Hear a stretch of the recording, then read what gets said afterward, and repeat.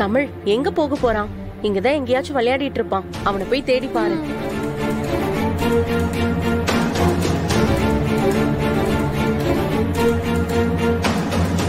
அம்மா அங்க பாரு.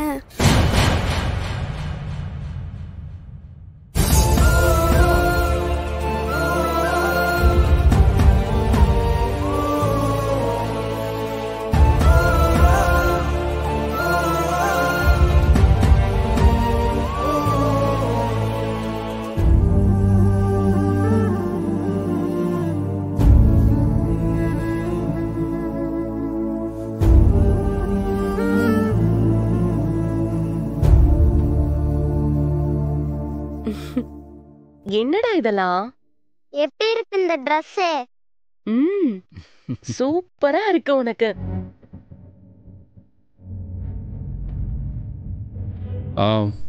இந்தாங்க, உங்க எல்லாருக்கும் ட்ரெஸ் எடுத்துட்டு வந்திருக்கேன். இவனுக்கு மட்டும் எந்த ட்ரெஸ்ஸும் செட் ஆகலை. கடைசியில் இவனுக்கும் எனக்கும் ஒரே மாதிரி ட்ரெஸ் அமைஞ்சிருச்சு. எதுக்குங்க இந்த ட்ரெஸ் எல்லாம் இப்ப? இது என்னங்க கேள்வி? நீங்க எனக்கு யாரு?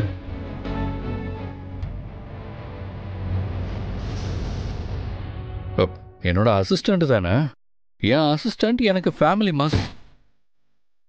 அப்போ இது நம்ம ஃபேமிலி ஃபங்க்ஷன் தானே. அதனால தான் அவங்க எல்லாரையும் என் ஃபேமிலியாக நினச்சி ட்ரெஸ் எடுத்துகிட்டு வந்திருக்கேன். இந்தாங்க, இது உங்களுக்கு. இது என் குட்டி ஏஞ்சலுக்கு. இதுல உங்களுக்கும் பாட்டிக்கும் சேர்த்தே இருக்கு. சரிப்பா. இது மனோவுக்கு கொடுத்துருங்க. சரி.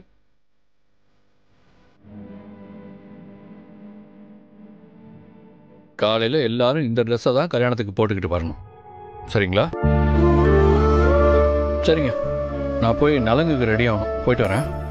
பாரதி, நீங்க அம்மா பாட்டி 3 பேரும் வந்து நலங்கு வச்சு விடுறீங்களா? சரி. சரி பாட்டி. ஆதித்யாவா விளையாடலாம்.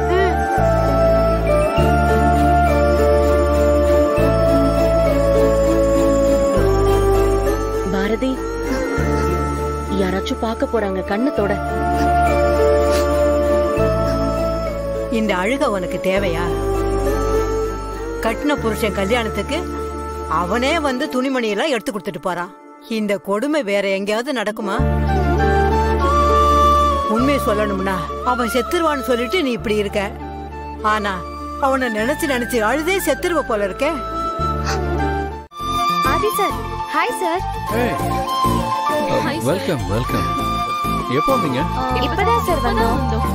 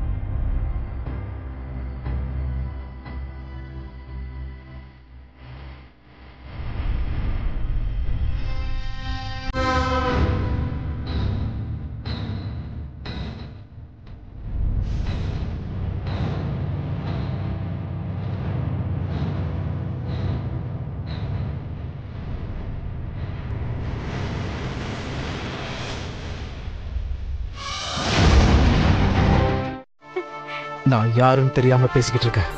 அது உனக்கு நல்லது இல்ல, சொல்லிட்டேன். அம்மா, யாருதான் நீ? உன்னை யார் தெரியுமா, யார் தெரியுமா, யார் தெரியுமான்னு கேட்டுக்கிட்டே இருக்க. யாருதான் நீ? இங்க பாரு, ஒழுங்கு மரியாதை இந்த கான்ட்ராக்ட் பேப்பர்ல எனக்கு ஷேரும் வேணாம் ஒண்ணு வேணான்னு எழுதி கொடுத்து ஓடி போயிட்டே இரு. இல்லன்னு வச்சுக்கோ. இல்லனா என்ன பண்ணுவ? என்ன பண்ணுவ? உன்ன மாதிரி நிறைய பேரை பார்த்துட்டு தான் நான் இந்த இடத்துக்கே வந்திருக்கேன்.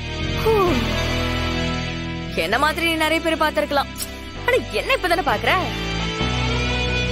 நான் யாருன்னு தெரிஞ்சுக்க ஒரு சின்ன சாம்பிள் காட்டவா?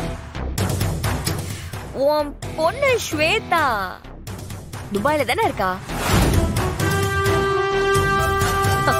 அவ இப்ப எங்க இருக்கான்னு போன் பண்ணி கேளு.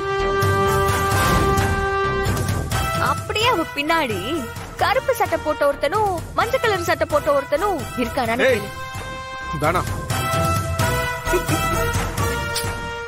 சரி ஓகே. துபாய் கொஞ்சம் தூரமா இருக்கு. உன் பொண்டாட்டி கும்பகோணத்துல தானே இருக்கா, அவளுக்கு போன் பண்ண. அவளுக்கு போன் பண்ணி அவ இருக்கிற கோவிலுக்கு வெளியில ஒரு ஆம்னி வண்டி நிக்குதான்னு கேளு. அதுல 4 பேர் பார்க்கவே கரடு முரடா இருக்காங்களான்னு கேளு. தப்பு பண்ற மித்ரா, இதுக்கு நீ ரொம்ப வருத்தப்படுவ. ஏ உனக்கு உன் பொண்டாட்டிக்கு போன் பண்ணி கேளுன்னு சொன்ன. சரி, அப்ப நானே ஆளுங்களுக்கு போன் பண்ணி உன் பொண்டாட்டி குரல கேட்க வைக்க சொல்றேன். ஏய், இப்போ உனக்கு என்ன வேணும்? Very good. இதுல ஒரே ஒரு கையெழுத்து, அவ்வளவுதான். சிம்பிள்.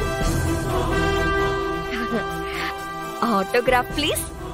ஒரே ஒரு சைன் மட்டும் போட்டுட்டா கும்பகோணத்துல இருக்கிற உன் பொண்டாட்டியும் உயிரோட இருப்பா, துபாயில இருக்கிற ஸ்வேதா அவளும் உயிரோட இருப்பா. 1க்கு 2 திருப்பி கொடுக்கறதுனா இதுதான் போல.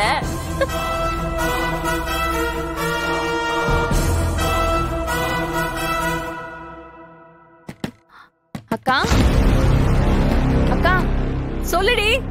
நலங்குக்கு லேட் ஆயிடுச்சா, உன்னை சீக்கிரம் வர சொன்னாங்க. அதோ வரேன். ஐயோ லேட் ஆயிடுச்சு. சீக்கிரம் சார், ரொம்ப லேட் பண்ணாதீங்க. நலங்கு வைக்க வேற போகணும். இந்தாங்க சீக்கிரம் கையெழுத்து போடுங்க. இப்ப நீ கையெழுத்து போடுறியா இல்ல நான் ஆளுங்களுக்கு போன் பண்ணவா?